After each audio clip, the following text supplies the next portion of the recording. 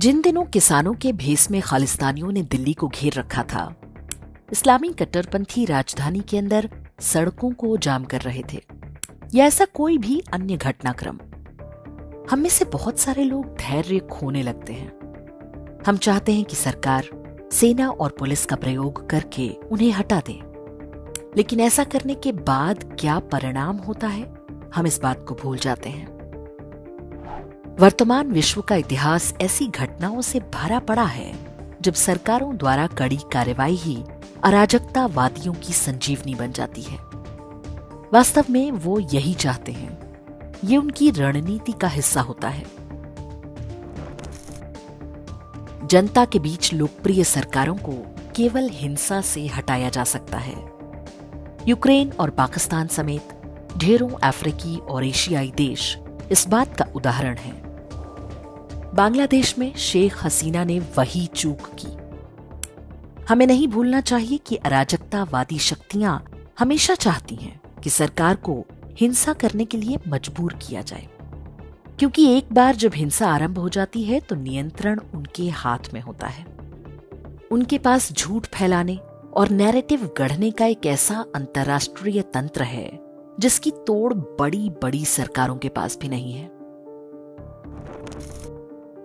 ये झूठ की शक्ति है कि वे उन लोगों को भी कुछ समय के लिए बहकाने या भ्रमित करने में सफल हो गए जिन्होंने कुछ महीने पहले ही शेख हसीना को चुनाव में भारी विजय दिलाई थी। शेख हसीना के कार्यकाल में ही बांग्लादेश एक भूखे नंगे फटीचर देश से विश्व की सबसे बड़ी गारमेंट एंड टेक्सटाइल फैक्ट्री बन चुका था।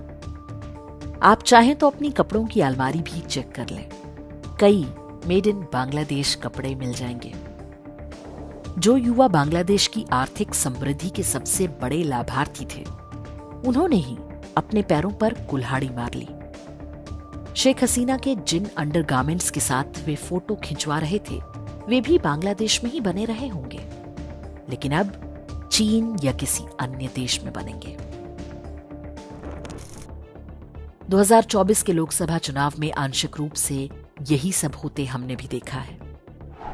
प्रधानमंत्री नरेंद्र मोदी ने बहुत सारे काम नहीं किए होंगे, बहुत सारे काम ऐसे भी किए होंगे जिनसे आप नाराज हों, लेकिन उनकी प्रतिबद्धता पर कभी संदेह नहीं कर सकते। प्रधानमंत्री मोदी एक बुद्धिमान और साहसी नेतृत्वकर्ता की तरह एक एक कदम फूंक कर रख रहे हैं। ये कदम उनके व्यक्तिगत नहीं, बल्कि एक राष्ट्र के रूप में हम सबके हैं।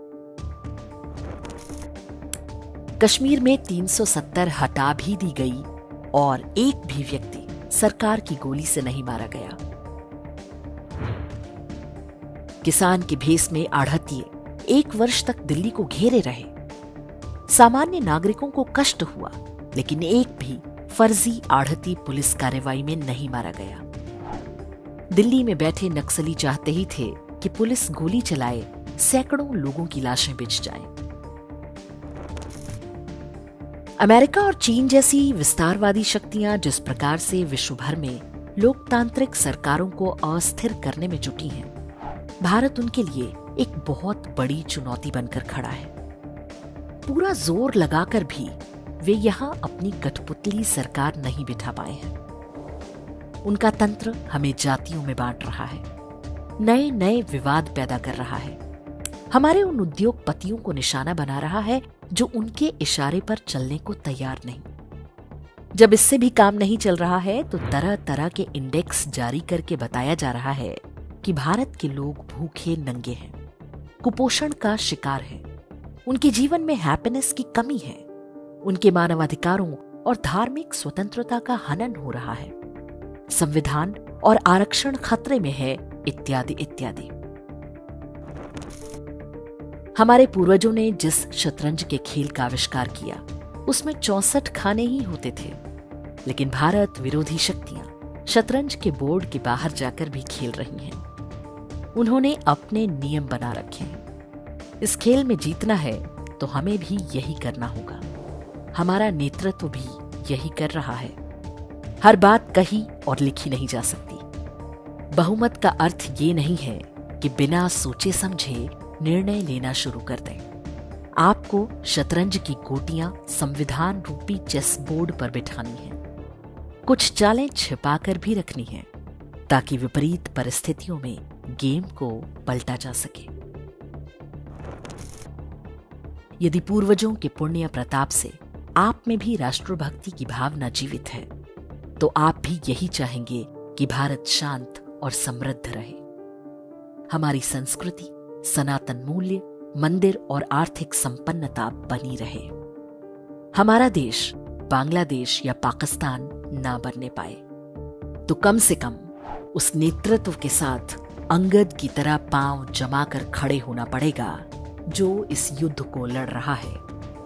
एक समाज के रूप में हमें अभी सावधान रहना है। छोटी छोटी बातों पर अपनी ही गोटियां मरवाने की प्रवृत्ति छोड़नी होगी। कभी ना भूलें, हम अपने बच्चों के भविष्य के लिए उत्तरदायी हैं।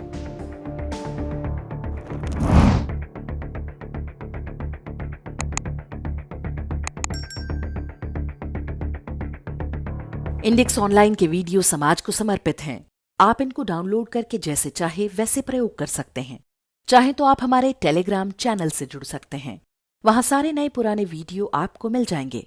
हमारे सोशल मीडिया लिंक हर वीडियो के डिस्क्रिप्शन में होते हैं। हमारा एकमात्र उद्देश्य हिंदू समाज को जागृत और एकजुट करना है। इसमें सहभागी बने। धन्यवाद।